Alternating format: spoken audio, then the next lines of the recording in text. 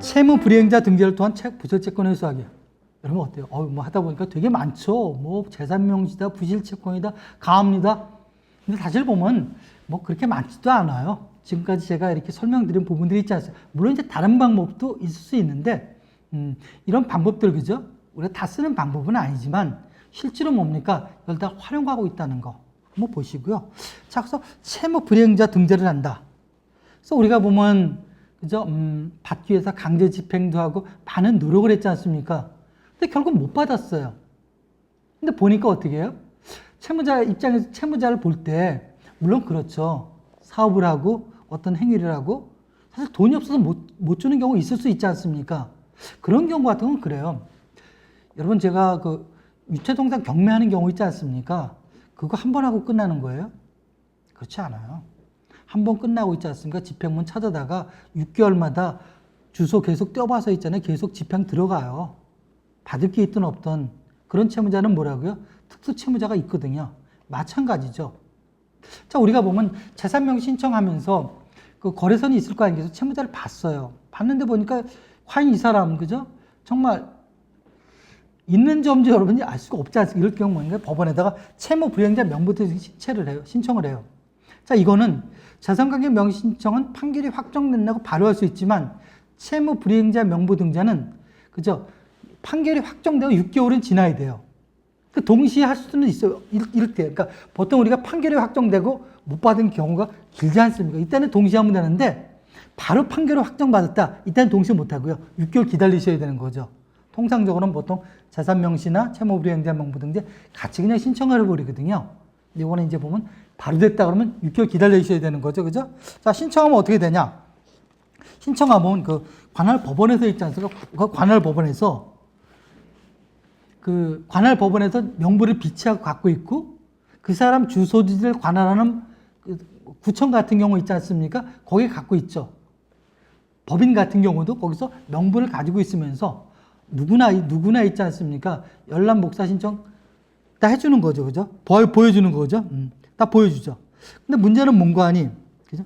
누구나 복사 신청할 수 있고, 그죠? 근데 인쇄물 같은 걸로 공포해서는 안 되는 거죠.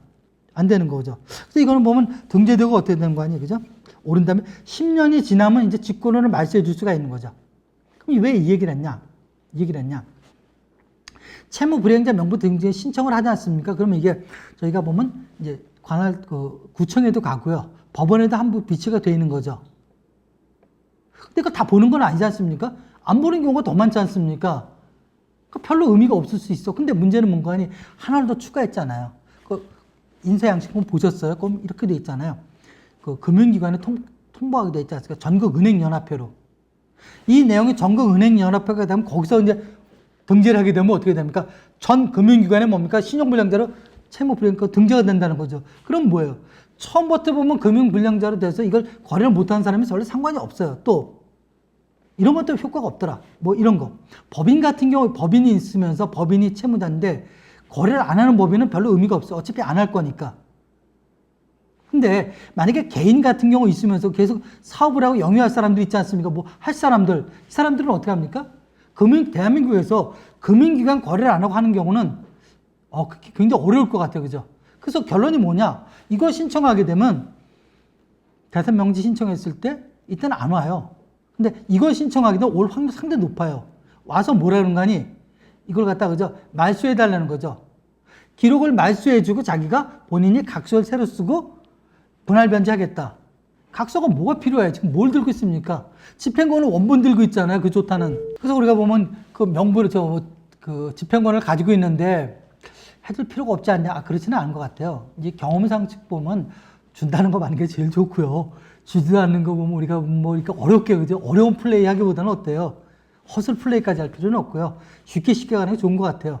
준다고 그랬더니 어떻습니까? 각서? 쓰라고 그랬어요. 쓰라고 그러고 분할 변제 일부 받다가 혹시 2회, 3회에서 보면 변제 안 할 경우 있지 않습니까? 그때 다시 신청하세요.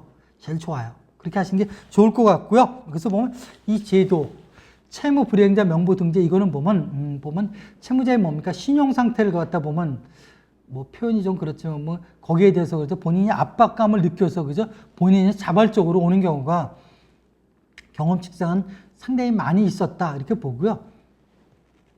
또 업무하실 때도 보면 이걸 한번 참조하시게 되면 채권 회수하는데 어느 정도 많은 그죠 도움을 받지 않나 그렇게 생각하고 있습니다.